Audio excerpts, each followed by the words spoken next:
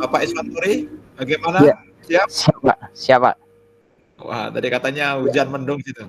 Udah. benar, ini juga masih belum stabil ini Pak, masih Oke, belum oke. stabil. Iya, Luar iya. biasa, Pak. Meskipun banyak kendala, tetap Bapak Iswanturi tetap semangat berbagi dengan Bapak Ibu guru di sini. Insya Allah Silakan Pak. Bapak Iswanturi. Ya. Pemateri Uh, Pamungkas nih Pak. Terima kasih. Assalamualaikum warahmatullahi wabarakatuh. Yang sama kita hormati ya, semoga masih ada di dalam ruang room ini Bu Novia selaku Duta Pembatik tahun 2023. Rekan-rekan sahabat pembatik tahun 2024 dan Bapak Ibu guru hebat yang sempat hadir pada malam hari ini. Mohon maaf ini saya tidak bisa open kamera karena kondisi cuaca yang kurang bagus di Kabupaten Seluma.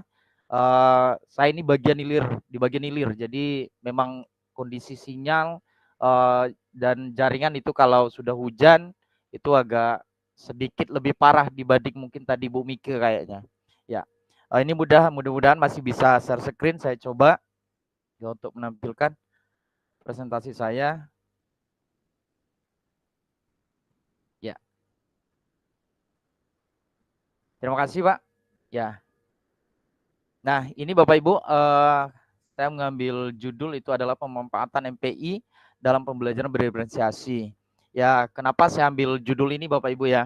Kebetulan saya secara pribadi ini aktif kembali mengajar ini baru sekitar 3 tahun ini Bapak Ibu ya. Jadi sebelumnya itu punya kegiatan lain.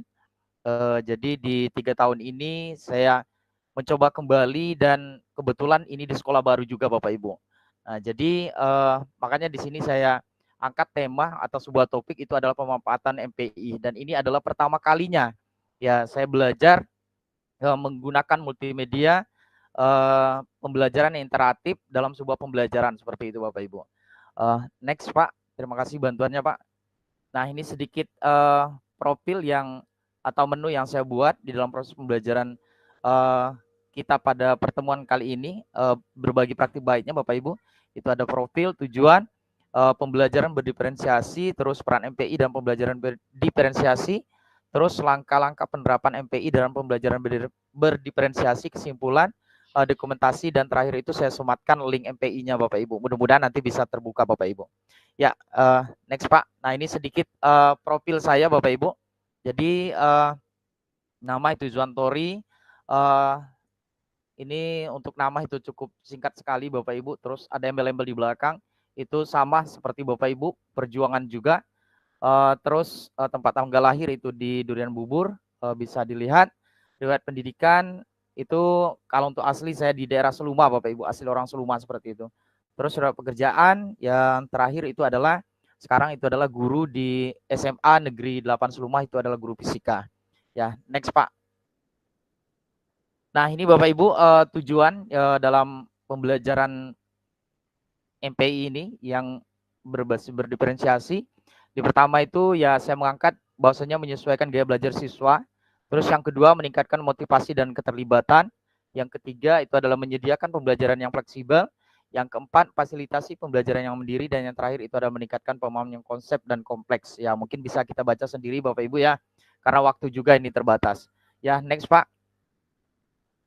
Nah ini saya yakin Bapak Ibu sudah mengerti semua apa itu pembelajaran berdiferensiasi, di mana menurut saya itu adalah pembelajaran berdiferensiasi itu adalah berpusat kepada peserta didik Bapak Ibu. Nah, yang perlu kita pahami di sini menurut saya itu ada 3 hal yang perlu kita fokuskan dalam pembelajaran berdiferensiasi, yaitu pertama konten, terus yang kedua proses, yang terakhir itu produk. Ya, next Pak.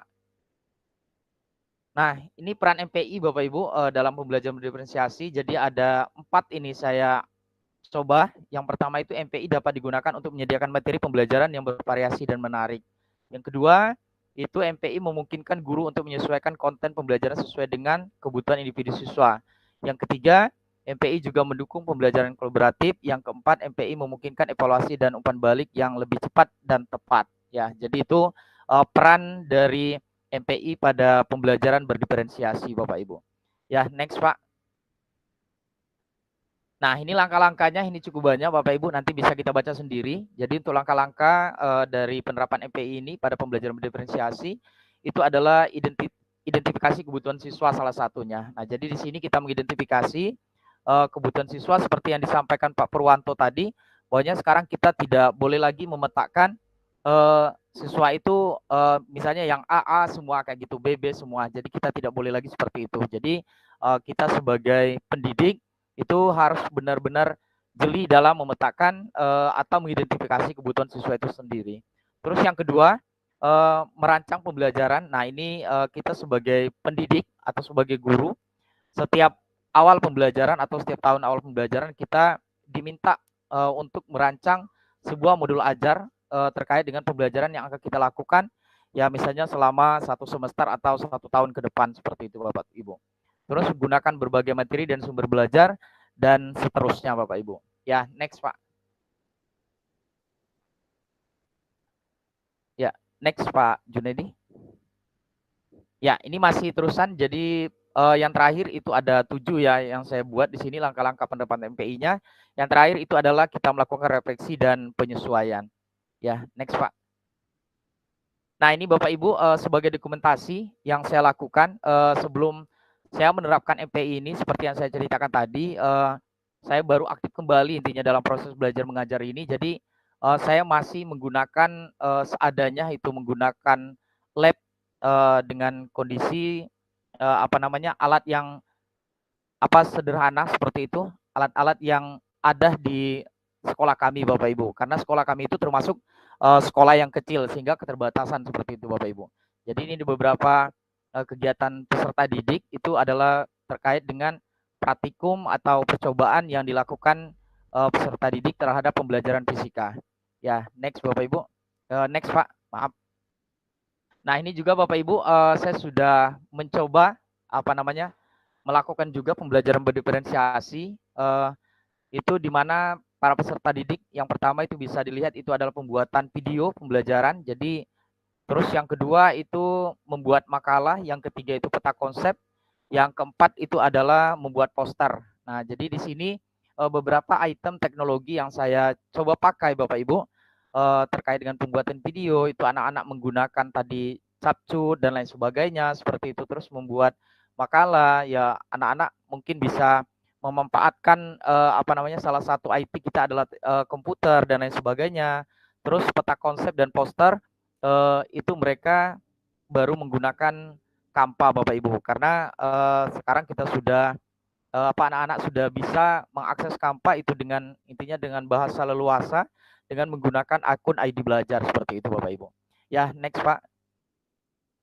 Nah, ini terakhir kegiatan di yang saya lakukan di pembuatan MPI ini sendiri ya sudah menggunakan teknologi ya mungkin tadi sudah ya ini menurut saya yang benar-benar ending yang pembelajaran dari saya pribadi.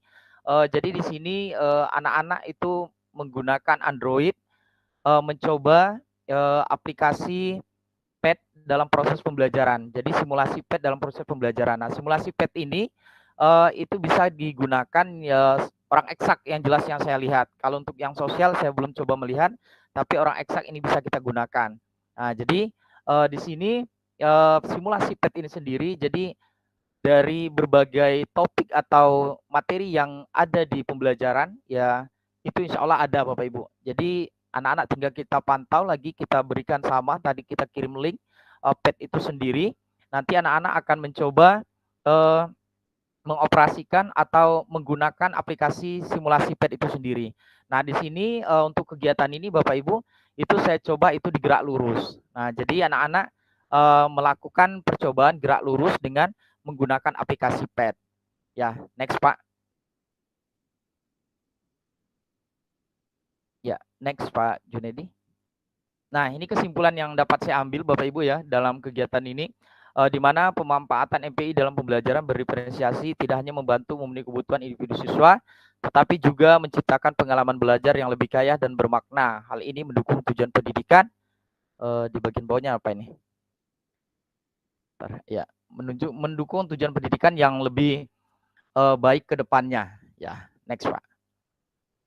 Nah, ini link MPI yang saya buat, nggak tahu ini Pak bisa dibuka Pak. Tapi insya Allah bisa dibuka ini.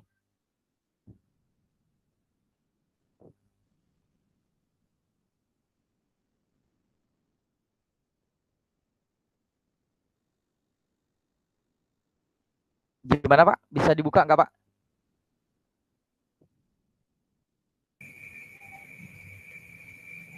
Nah, Gimana? ini Bapak, ya. Jadi ini cukup sederhana sekali. MPI yang saya buat ini sama dengan tadi teman-teman mungkin narasumber kita sebelumnya atau sahabat-sahabat pembatik sebelumnya sudah menggunakan aplikasi-aplikasi yang hebat dalam pembuatan MPI-nya. Ini saya baru sebatas Canva Bapak Ibu ya, baru sebatas Canva ya saya coba membuat MPI ini sendiri. Ya itu juga pembuatan kemarin itu di akhir-akhir karena saya juga bingung seperti apa MPI itu sendiri karena belum pernah sama sekali seperti itu Bapak Ibu. Jadi ini merupakan proses pembelajaran yang pertama buat saya. Ya, nah jadi ini ya insya Allah mudah-mudahan gulir apa tombol-tombol tersebut itu berfungsi. Nah ini sama dengan teman-teman yang lain tadi terkait menu, ya itu bisa kita sesuaikan dengan yang akan kita susun Bapak Ibu. Mungkin di simulasi Pak bisa di. Nah ya ini ya. Jadi ini simulasi pet yang saya gunakan. Jadi ini salah satu bentuk simulasi yang saya pakai seperti itu Bapak Ibu. Jadi di sekolah anak-anak seperti Bapak Ibu guru tadi sampaikan. Jadi dia belajar sambil bermain seperti itu dengan menggunakan simulasi ini.